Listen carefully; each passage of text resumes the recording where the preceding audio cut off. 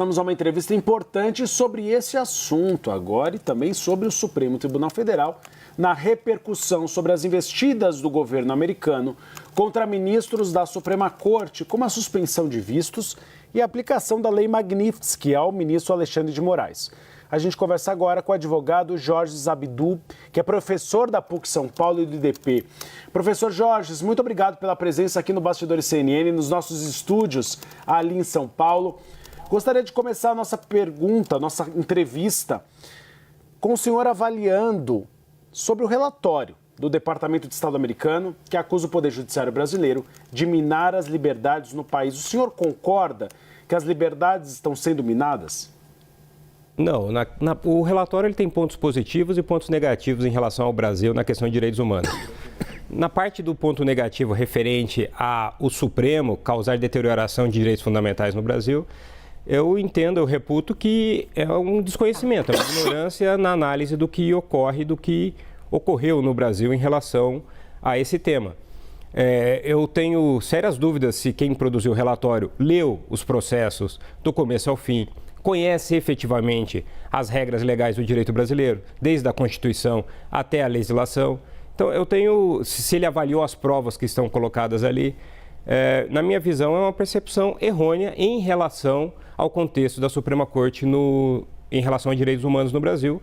Eles não abordam, não analisam diversas decisões da Suprema Corte que protegeram direitos fundamentais recentemente, preocupado com a questão dos direitos humanos aqui no Brasil. Então, por exemplo, o relatório não menciona que o Supremo Tribunal Federal, por decisão dele, ele permitiu que mães pudessem amamentar se elas estivessem em sistema prisional. A questão de abusos ou não da atuação policial em comunidades, tudo isso foi tratado pelo Supremo, por exemplo. O relatório sequer menciona. Tudo bem, a Tainá Falcão aqui, professor, contigo agora. Queria a sua visão também sobre se o governo americano, ou que o governo americano, na verdade, tem levado em consideração quando acusa o judiciário brasileiro de minar essas liberdades, né? Na sua avaliação, algo meramente político? É essa a visão que a gente está tendo aqui, que o governo, para se defender também, tem usado e tem ficado até explícito nas posições tomadas pelos americanos, né? Quando menciona o julgamento sobre o ex-presidente Jair Bolsonaro. Olha, de novo, os Estados Unidos é soberano. Na minha humilde percepção, Tainá, eu acho que os Estados Unidos tem, ainda que não intencionalmente, praticado em relação ao Supremo o que ele tem acusado o Supremo. Eu não percebi, assim, em nenhum momento os Estados Unidos pedindo informações ao Supremo, à Procuradoria-Geral da República, esclarecimentos sobre o que ocorre no Brasil antes de produzir seus relatórios ou de aplicar as suas sanções. Na minha visão, o que pode estar ocorrendo é que o o governo norte-americano está tendo como fato incontrovertido, como verdadeiro, uma versão apresentada dos fatos e não o todo. Então, isso me parece um ponto fundamental para a compreensão do governo norte-americano. E o senhor acredita que o deputado federal Eduardo Bolsonaro tem relação com essa visão que o senhor considera parcial sobre o que acontece no Brasil?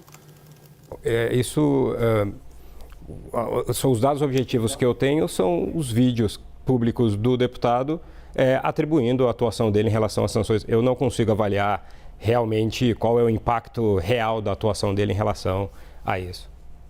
E a aplicação da Lei Magnitsky, professor, que está sendo amplamente discutida depois de ter sido aplicada ao ministro Alexandre de Moraes, ainda sob o temor de que alcance outras autoridades no Brasil, ela se justifica na sua avaliação ou não?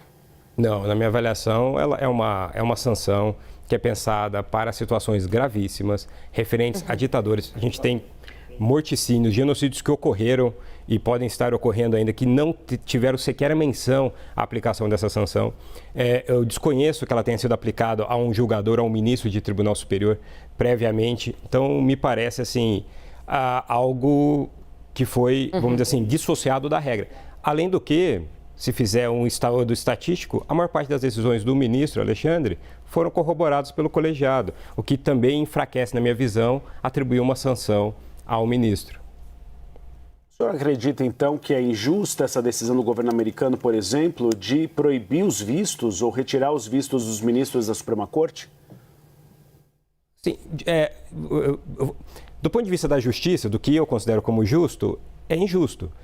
Porque se eles tiraram visto por considerarem que os ministros da Suprema Corte agem erroneamente, agem à margem da legalidade, isso é um erro. É que visto ou não visto é uma decisão política de um país soberano. A gente não posso reprovar o ato do visto por isso. À luz do direito brasileiro, que eu tenho muita tranquilidade de dizer, a Suprema Corte é uma instituição que funciona protegendo o direito e dentro do direito. Decisões equivocadas existirão em qualquer Suprema Corte do mundo, em qualquer tribunal. Essa não é a tônica da Suprema Corte brasileira, muito menos a Suprema Corte brasileira é a instituição que contribui para deteriorar direitos humanos no Brasil. Muito pelo contrário. Muito pelo contrário. Nessa perspectiva, qualquer sanção em relação a esses ministros sob essa ótica, ela é injusta. Professor, do ponto de vista jurídico da lei, existe algo em que o judiciário brasileiro possa fazer para se defender da aplicação dessas sanções? Eu pergunto isso porque teve uma reunião do presidente Lula com ministros, Lula colocou o governo, a AGU estava presente à disposição de Alexandre de Moraes e o que a gente tem de informação é que ele não quer avançar em nenhum tipo de reação nesse momento, enquanto for uma sanção individual ao ministro Alexandre de Moraes. Mais do que o que a Suprema Corte pode fazer, eu queria saber se, na sua avaliação, ela tende a ser estendida, né, pelo que a gente tem acompanhado a outros ministros do Supremo, e se de fato é um momento para aguardar o que vai acontecer antes de reagir. Bom, da mesma forma como foi imprevisível a aplicação dela em relação ao ministro Alexandre de Moraes, como um professor de direito, eu tenho muita dificuldade de avaliar se ela será ou não estendida, né? Cada hora sai uma manifestação nesse sentido. O que o Brasil pode fazer, basicamente, são duas formas de atuação do ponto de vista judiciário. O Brasil, por meio da AGU, pode, se entender que é o caso, se entender que é conveniente, judicializar o tema nos Estados Unidos, porque só a justiça americana pode retirar ou não, anular, convalidar ou não essa sanção. E do ponto de vista do Brasil, internamente, você pode, via regulamentação ou via decisão judicial, impedir que haja eficácia dessa sanção dentro do território brasileiro, que é o que mais ou menos tem sido feito e tem sido discutido. Professora, uma crítica na direita e na esquerda de que o Brasil se transformou em um país com excesso de judicialização. Questões que poderiam ser resolvidas no Congresso Nacional são levadas ao Supremo Tribunal Federal. Como o senhor tem visto esse quadro e o senhor defende que haja uma menor judicialização? Essa é uma pergunta muito complexa. A judicialização no Brasil, realmente, ela é excessiva. E ela não é excessiva só no Supremo. A quantidade de processos que o Brasil tem, desde a justiça trabalhista, civil, penal, o Brasil é um país muito judicializado. Aliás, o Brasil é um país que é da tradição, é uma tradição ruim que o Brasil tem nesse sentido. Só para dar um dado, assim, o Brasil tem mais faculdade de direito que o resto do mundo. Então, é estrutural a judicialização no modelo brasileiro. Isso é uma coisa. Isso é uma coisa que existe há muito tempo e é uma mazela que o Brasil tem que corrigir com melhores regulamentações, com gestão, etc.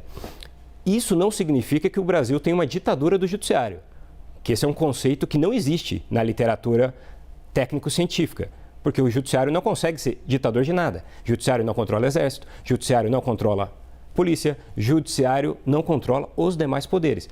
O que há no Brasil como há, principalmente na última década, uma tensão política muito grande no Brasil, as decisões que prevalecem no Congresso, alguma parte da política, principalmente a oposição, seja no governo mais à direita ou seja no governo mais à esquerda, ela não aceita o resultado do consenso do Congresso. E o que ela faz? A política judicializa o Supremo.